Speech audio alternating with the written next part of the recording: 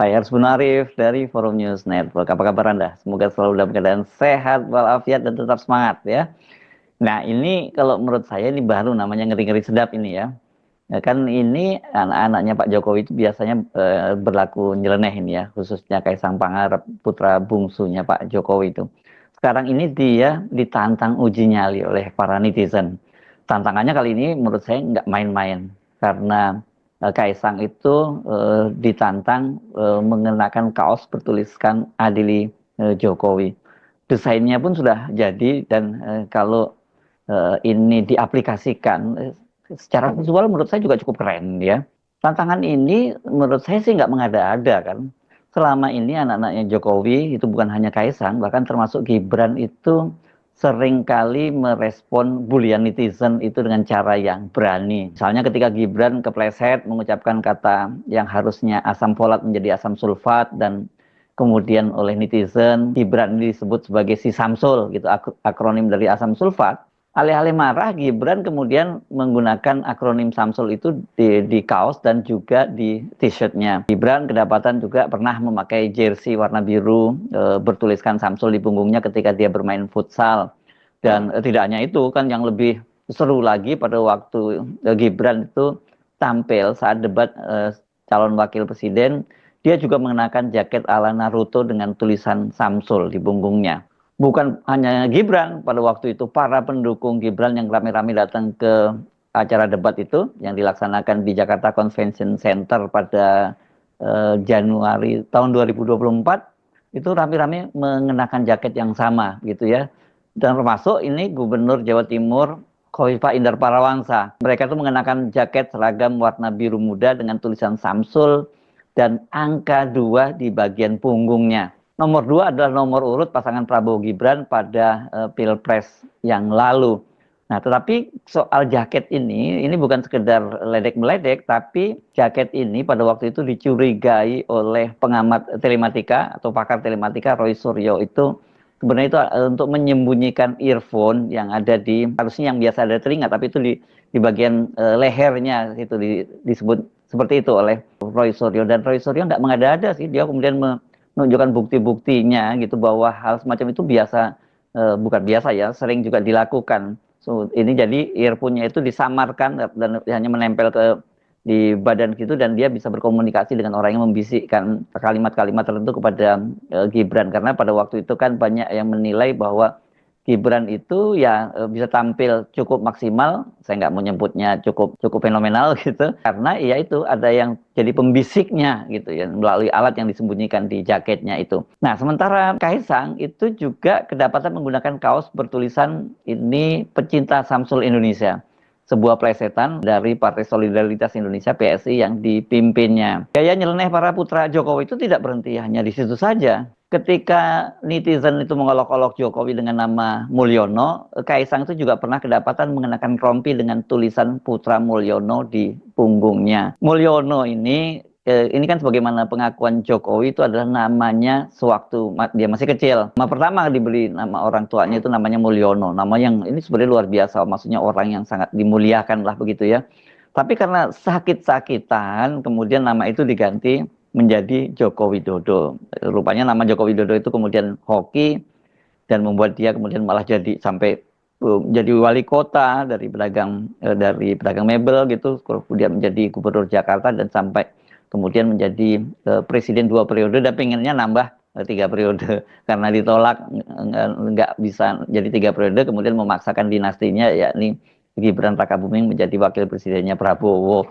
Nah, tapi oleh kalangan netizen itu karena nama Mulyono itu membuat Joko Widodo ini sakit-sakitan, ya katanya sekarang mereka manggil lagi nama Mulyono biar Jokowi itu sakit lagi seperti dia waktu kecilnya. Ini kok jahat banget ya para netizen ya. Nah, gaya komunikasi politiknya mungkin begitu ya lebih tepatnya ya kita menyebutnya, karena bagaimanapun meskipun mereka itu anak-anak muda tapi kan mereka ini politisi gitu dan mereka kemudian menduplikasi gaya-gaya anak-anak Gen Z itu dalam komunikasi politiknya. Ini yang gaya yang saya nyebutnya selengean. Saya nggak tahu kalau anak Gen Z apa menyebutnya. Itu sekarang kan jadi Giliran dong netizen yang meledeknya dengan cara yang sama. Ketika Jokowi dinobatkan sebagai salah satu finalis pemimpin terkorup di dunia oleh Organized Crime and Corruption Reporting Project atau OCCRP, ini sebuah lembaga swadaya masyarakat atau lembaga para jurnalis-jurnalis yang melakukan laporan-laporan investigasi, dan ini pusatnya di Amsterdam. Waktu itu netizen juga kemudian menantang Gibran dan Kaisang mengenakan kaos serupa, yakni ada tulisannya, itu juga sudah dibuatkan desainnya pada waktu itu, putra finalis pemimpin terkorup di dunia versi OCCRP. Nah, waktu itu, tapi ini ternyata nggak pernah dikenakan oleh Gibran juga Kaisang, karena penobatan Jokowi sebagai salah satu pemimpin terkorup di dunia itu sebagai finalis atau sebagai nominator itu memang betul-betul sangat menjadi pukulan yang sangat telak ya, karena ini langsung hancur ya pencitraan selama lebih dari 10 tahun yang ini dibangun oleh Jokowi, bahwa dia adalah pemimpin yang sukses gitu.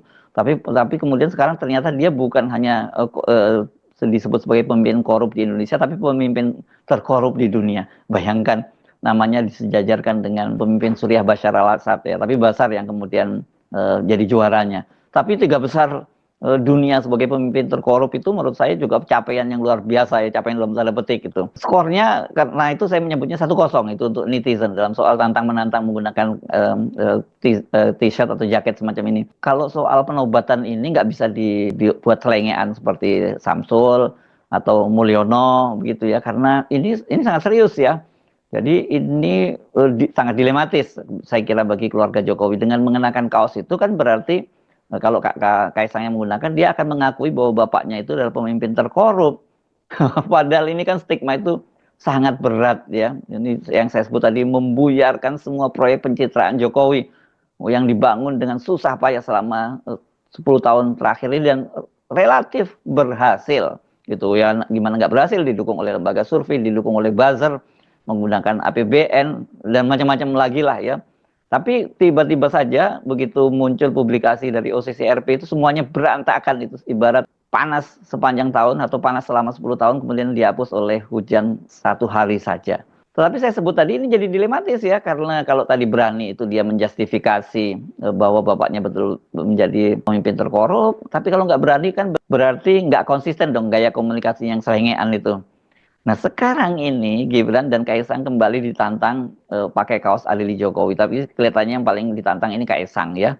Coba perhatikan nih sekali lagi nih desainnya ya, menurut saya keren banget ini, shocking ya, warnanya Elhan, desainnya ini Elhan di atas memakai kaos putih dengan tulisan warna hitam dan bersih, nggak ada pesan-pesan lain. Jadi menurut saya ini kalau jadi diaplikasikan dan dipakai itu langsung orang langsung bisa membacanya. Kalau saya perhatikan ini yang pertama kali mengunggahnya akun X di Denis Malhotra ya, dan kemudian dia mencolek akun Kaisang dengan kalimat pendek, "Let's go @kaisangp." Kemudian ada komentar, "Bikin kaosnya Mas Kaisang." Nggak ada komentar-komentar lain. Tapi ini cukup menohok dan kemudian jadi viral di media sosial. Setelah banyak yang bertanya kepada saya, beneran tuh Kaisang pakai kaos seperti itu, Mas Hersu berani banget, nantangin banget ya. Saya menduga keras Kaisang, apalagi Gibran, nggak akan berani lah nyeleneh menanggapi tantangan para netizen itu.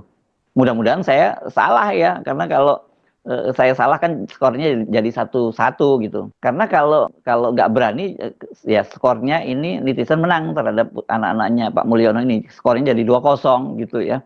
Karena apa? Ini saya kira lebih berat dari tadi soal penobatan Jokowi sebagai pemimpin terkorup dibandingkan dengan soal adili. Atau kita bisa ubah, karena dia pemimpin terkorup maka dia harus diadili. Jadi itu adalah kelanjutan dari OCCRP ya, dari investigasi OCCRP tadi.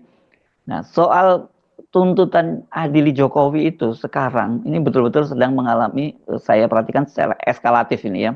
Ini karena kalau di Jakarta misalnya coret-menyoret grafiti itu, saya nggak sepakat kalau ini disebut sebagai vandalisme ya, karena dia nggak merusak kok, dia itu mengotori kota. Jadi ini grafiti, kalau vandalisme itu kan merusak.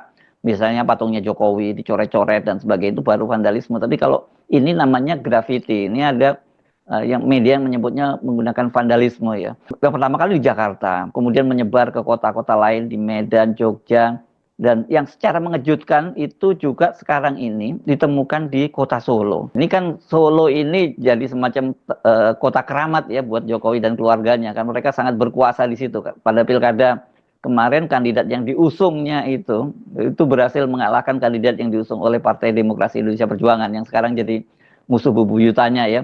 Jadi kalau kemudian di kota Solo sendiri itu sudah ditemukan grafiti semacam ini, ya coret-coret di tembok-tembok ya berupa tulisan Adili Jokowi, wah ini memang nggak boleh dianggap main-main. Artinya di kampungnya sendiri saja Jokowi itu sudah dibenci oleh warganya. Kalau saya perhatikan ini dari foto-foto yang tampaknya ini memang dibuat menggunakan cat semprot ya. Jadi perlu effort tersendiri buat Satpol PP Kota Solo untuk menghapusnya.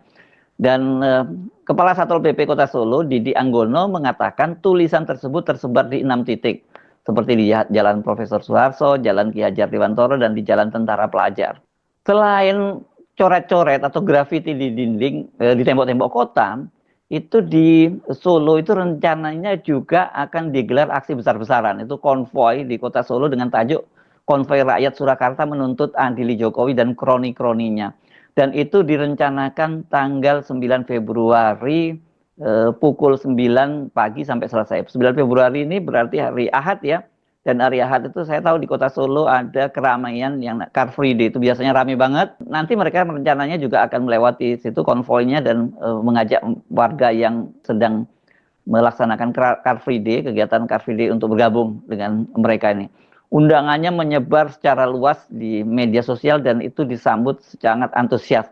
Ini saya malah membaca ada beberapa aktivis dari luar kota yang ingin bergabung dalam aksi tersebut. Ini mudah-mudahan nggak dibubarkan oleh polisi ya.